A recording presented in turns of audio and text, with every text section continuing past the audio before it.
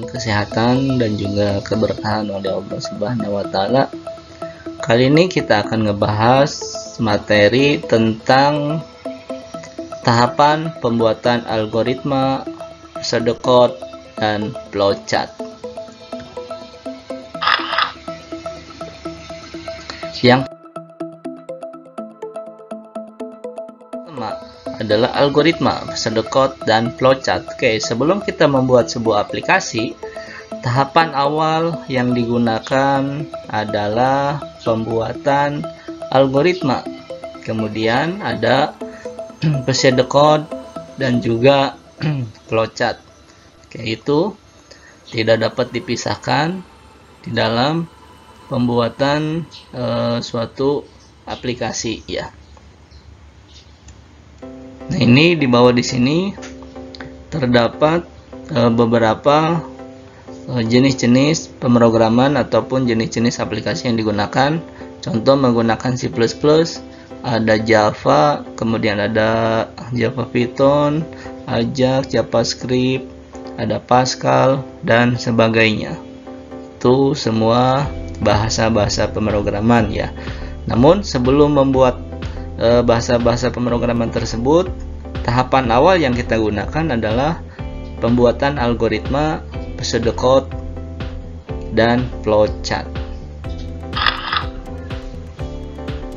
Oke. Yang pertama yang akan kita bahas yaitu apa itu algoritma. Algoritma adalah urutan langkah-langkah untuk menyelesaikan suatu persoalan. Nah, ini yang dimaksud dengan algoritma. Jadi algoritma itu adalah langkah-langkah untuk menyelesaikan suatu persoalan ya. Oke, kemudian selanjutnya kesimpulan pokok tentang algoritma. Algoritma itu harus selalu bersifat benar ya. Untuk pembuatan algoritma dapat disimpulkan bahwa algoritma itu harus bersifat benar ya, yang pertama.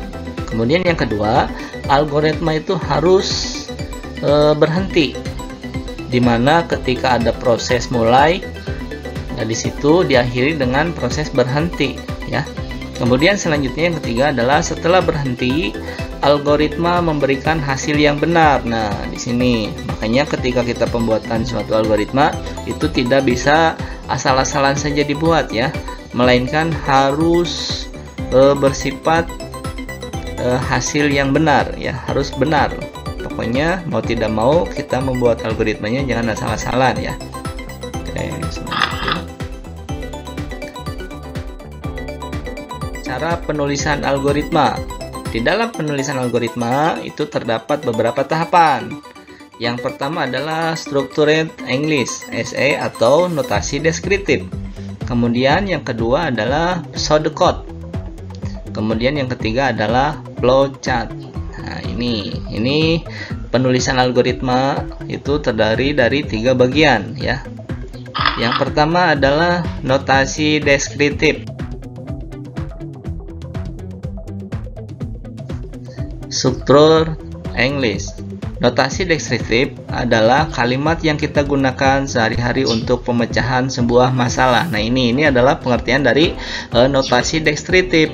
Kalimat yang kita gunakan sehari-hari ya, yaitu menggunakan bahasa sehari-hari. Contoh, di sini saya menggunakan studi kasus menggunakan menghitung volume dan luas permukaan balok. Nah, ini yang pertama ketika kita membuat notasi deskriptifnya adalah masukkan dulu panjang. Nah, ini menggunakan bahasa-bahasa yang mudah dimengerti, bahasa sehari-hari ya. Masukkan panjang, kemudian setelah itu masukkan lebar, kemudian selanjutnya masukkan tinggi. Nah, kemudian setelah proses tersebut dimasukkan, ada proses volume balok. Nah, di situ ada prosesnya. Prosesnya adalah volume balok adalah panjang dikalikan lebar dan dikalikan tinggi. Itu adalah rumusnya.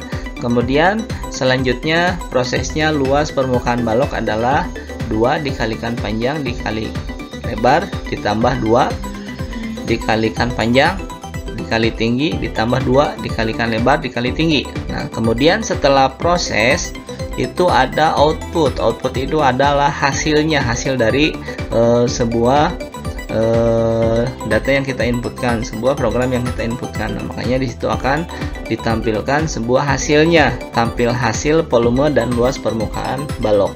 Nah, di situ. Oke, jelas gak? Oke, mungkin itu ya secara deskriptifnya, penulisannya. Ini contohnya saya menggunakan contoh menghitung volume dan luas permukaan balok. Nanti untuk contoh-contoh selanjutnya bisa kita bahas nanti di pertemuan langsung ya, di pertemuan tatap muka langsung, yaitu di kelas. Nanti saya akan berikan contoh-contoh yang lain biar kalian lebih mengerti lagi, lebih paham lagi, lebih detail lagi tentang bagaimana cara notasi deskriptif, bagaimana cara menentukan notasi deskriptif ya, yang menggunakan bahasa sehari-hari. Kemudian selanjutnya episode code yang kedua. Nah, ini episode code adalah episode code itu adalah terdiri dari dua kata, ada episode dan juga kode ya. Episode code itu berarti, kalau episode berarti imitasi atau tiruan atau penyerupai. Kemudian kode adalah menunjuk pada kode program. Sehingga kalau kita gabungkan, pseudocode itu adalah cara penulisan algoritma yang bahasanya atau kata-katanya mirip dengan instruksi kode pemrograman. Nah, ini berarti pseudocode di sini adalah bahasa-bahasa yang menyerupai bahasa pemrograman. Nah, itu yang dimaksud dengan pseudocode. Ya, tujuannya apa? Untuk menyelesaikan sebuah masalah ya. Itu adalah tapi menggunakan mirip, menyerupai menggunakan bahasa-bahasa kode pemrograman. Nah, itu yang dimaksud dengan pseudocode ya. Selanjutnya contoh.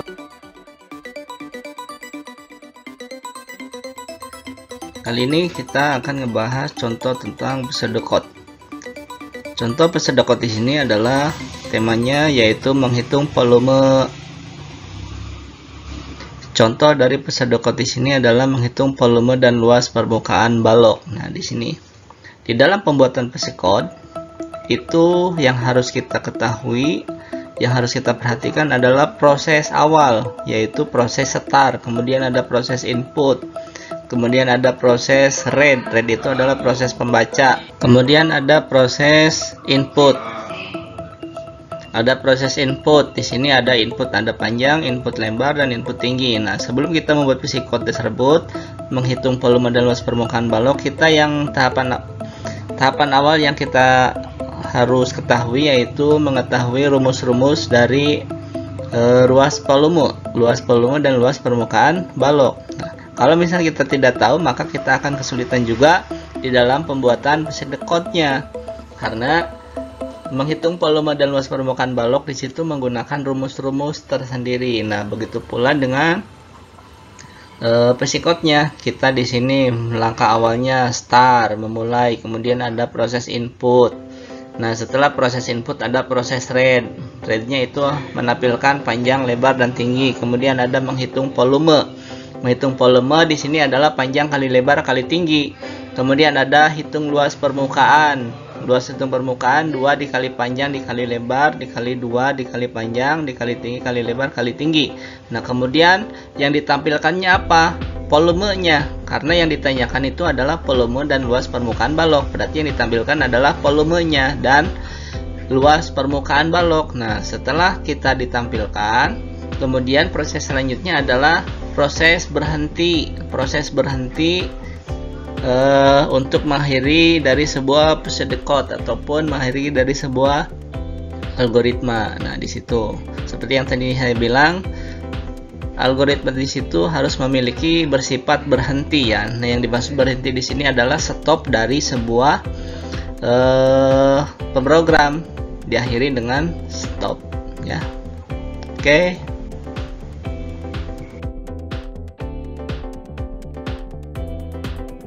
Kemudian adalah flowchart. Flowchart adalah sekumpulan diagram aril yang merupakan proses pemecahan masalah yang nantinya akan diterjemahkan ke salah satu bahasa pemrograman. Kemudian keunggulan flowchart sama seperti halnya algoritma, yaitu untuk menuliskan alur program tetapi dalam bentuk gambar atau simbol. Jadi flowchart secara garis besar itu adalah sekumpulan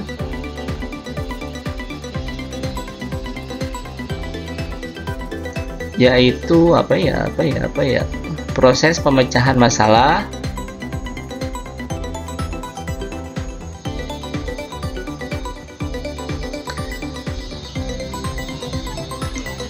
merupakan proses pemecahan masalah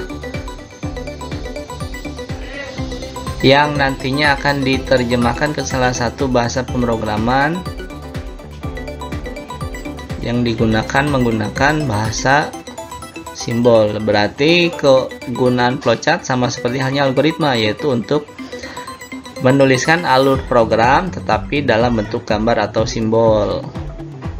Berarti kalau secara garis besar flowchart di situ adalah bahasa yang digunakan untuk menyelesaikan sebuah masalah dengan menggunakan gambar ataupun simbol ya. Penulisan alur program tetapi dalam bentuk gambar atau simbol. Nah, itu adalah jenis dari flowchart. Jelas ya? Kemudian selanjutnya simbol dari flowchart. Nah, di sini flowchart juga tidak hanya asal-asal dibuat saja, melainkan flowchart di situ terdapat beberapa simbol-simbol dan memiliki fungsi yang berbeda-beda ya.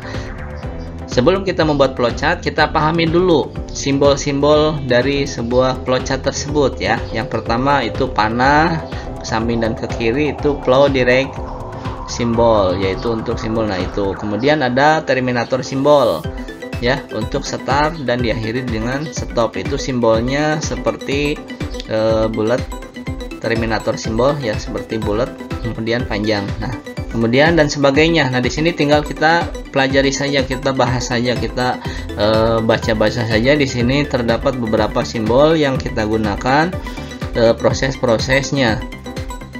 Terdapat beberapa simbol dan memiliki fungsi-fungsinya. Makanya kita harus benar-benar mengerti bagaimana cara membuat flowchartnya seperti apa, kemudian prosesnya seperti apa, kemudian langkah awalnya seperti apa, kemudian stopnya, diakhirinya menggunakan simbol seperti apa. Nah, itu adalah tahapan-tahapan membuat flowchart. Jadi untuk membuat flowchart itu tidak asal-asal dibuat saja, melainkan kita harus benar-benar mengetahui apa itu fungsi dari sebuah simbol ya. Jelas ya? Oke. Next.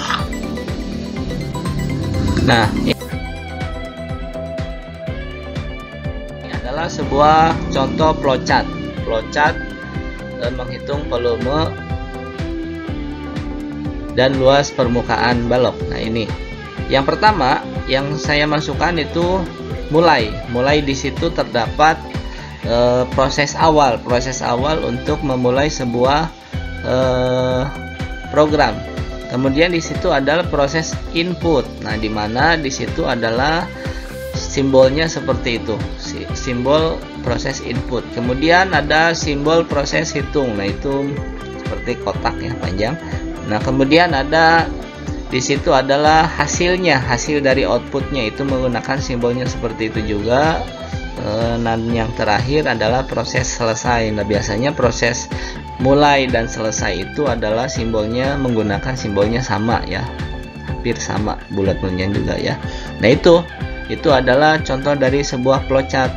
Tinggal kalian pahami baik-baik bagaimana alurnya seperti apa, kemudian simbolnya seperti apa, kemudian proses mulai seperti apa, proses input seperti apa, kemudian proses yang ditampilkannya seperti apa, proses outputnya seperti apa. Nah, itu ada simbol-simbol di sebuah flowchart. Tinggal kita pahami baik-baik apa fungsi dari masing-masing simbol tersebut ya. Kalau kita tahu, kalau kita ngerti, kalau kita paham terdapat simbol-simbol dari flowchart, kita akan mudah membuat suatu flowchart. tugas yang pertama adalah kalian harus ngerti dulu fungsi-fungsi dari simbol flowchart ya, fungsi-fungsinya. Oke, jelas ya. Nah, kemudian di sini ada sebuah latihan soal. Buatlah algoritma membuat nasi goreng, kemudian membuat pseudocode dan flowchart membuat nasi goreng. Nah, ini adalah latihan kalian.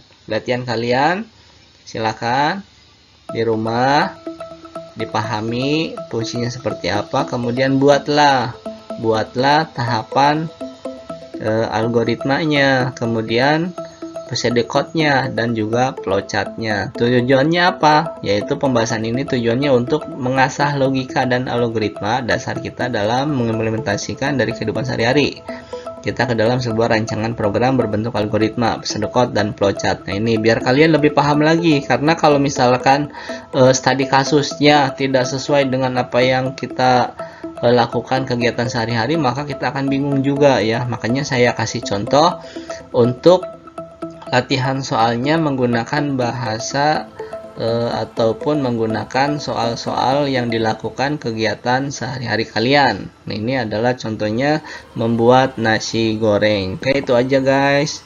Itu aja anak-anakku semua. Jangan lupa latihan soalnya dikerjakan di rumah ya. Oke, mungkin itu aja yang saya sampaikan. Selanjutnya, materi selanjutnya nanti saya akan share kembali lewat pertemuan berikutnya. Nah, biar kalian lebih jelas, ataupun apabila kalian tidak kurang begitu paham karena penyampaian materi ini terlalu cepat, bisa nanti kita tanyakan, bisa kita diskusikan di pertemuan di laboratorium lab ya. Kita bahas bareng-bareng bagaimana cara membuat pseudocode, bagaimana cara membuat flowchart, algoritma dan sebagainya ya. Kita akan bahas di pertemuan tatap muka di lab komputer. Oke, itu aja yang saya sampaikan. Mohon maaf apabila penyampaian terlalu cepat, kurang lebihnya saya mohon maaf. Sekali lagi saya mohon maaf. Wabillahi taufiq wal hidayah. Assalamualaikum warahmatullahi wabarakatuh.